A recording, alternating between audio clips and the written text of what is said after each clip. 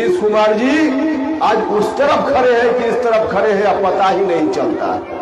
अब सीधे तौर पे नीतीश जी सठिया गए हैं, कुछ भी अब उनकी बुद्धि नहीं काम कर रही। कुछ महीनों में पूरे जीवन की जो राजनीतिक कमाई उनकी थी सबको दांव पर लगा दिया उन्होंने। नमस्कार, लाइव सिटीज में आपका स्वागत है। मैं हूं आपके साथ प्रीति झा। उपेंद्र कुशवाहा इन दिनों विरासत बचाओ नमन यात्रा पर है और आप सभी जानते हैं कि जहां कहीं भी वह इस यात्रा के तहत जा रहे हैं तो कुछ ना कुछ नीतीश कुमार को लेकर कह ही रहे हैं। एक बार फिर से वो नवादा पहुंचे हैं और वहां पर भी नीतीश कुमार को लेकर बहुत कुछ कह रहे हैं। जी हाँ, दरअसल नीतीश कुमार को लेकर साफ तौर से कह रहे हैं कि वो अभी जिस उम्र के पड़ाव में है उनका दिमाग जो है वो सठिया गया है, इसीलिए वो अभी भ्रष्टाचारियों के खिलाफ या फिर उनके बारे में कुछ भी नहीं कह रहे हैं। मीडिया की तरफ से जब सवाल पूछा जाता है तो चुप होकर मुस्कुराकर निकल जाते हैं। क्या कुछ कहते हुए नजर आ रहे हैं उपेंद्र कुशवाहा, सुनिए। समता पार्टी के निर्माण के दौरान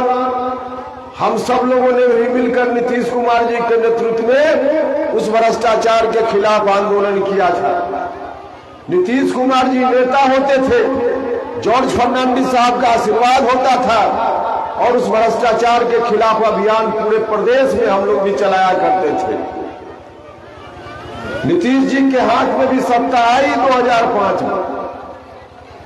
नीतीश जी ने बार बार कहा भी कि हम भ्रष्टाचार से कोई समझौता नहीं करेंगे, जीरो टॉलरेंस की बात करते थे।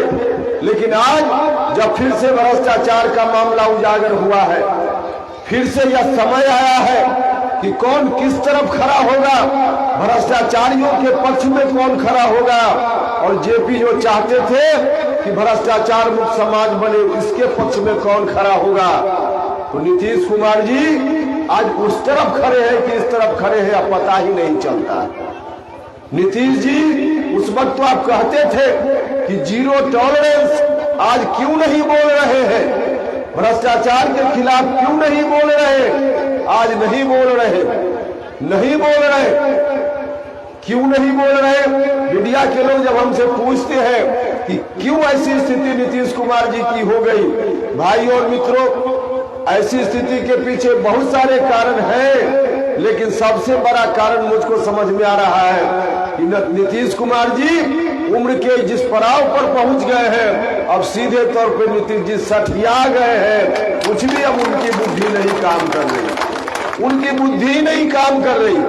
वरना नीतीश जी पुराने वाले होते तो लाठी लेकर खड़ा हो जाते भ्रष्टाचारियों के खिलाफ। जीवन भर उन्होंने किया, जीवन भर उन्होंने किया। हम भी मानते हैं इस बात। कितने दिनों तक शासन चलाते हुए व्यक्तिगत रूप से नीतीश जी ने भ्रष्टाचारियों के साथ समझौता नहीं किया, लेकिन इधर कुछ महीनों में क्या हो गया है, कुछ महीनों में पूरे जीवन की जो राजनीतिक कमाई उनकी थी सबको दांव पर लगा दिया उन्होंने, सबको दांव पर लगा दिया। जो छवि उनकी थी कहां चली गई छवि? हम लोग को भी दर्द होता है, हमने भी उनके साथ काम किया है। व्यक्तिगत रूप से हम उनका बड़ा सम्मान करते हैं, पहले भी करते हैं, आज भी कर रहे हैं। लेकिन जब उनकी दयनीय स्थिति को देखते हैं तो उनके ऊपर गुस्सा नहीं आता। शेखो देवरा नवादा के भाई और बहनों, कौआ कोल के भाई और बहनों, उनके ऊपर गुस्सा नहीं आता है। नीतीश जी का चेहरा देखकर उनके ऊपर दया आती है, दया आती है। क्या कर लिया नीतीश जी आपने? कितना ढंग से शासन चलाया बिहार का, अब कहां ले जा रहे हैं बिहार को? भाई और मित्रों, इसी स्थिति में जब नीतीश जी पहुंचने लगे, हमने तो अपना पूरा कुर्बान कर दिया था, सब कुछ कुर्बान करके हम नीतीश कुमार जी के साथ हो गए थे ना।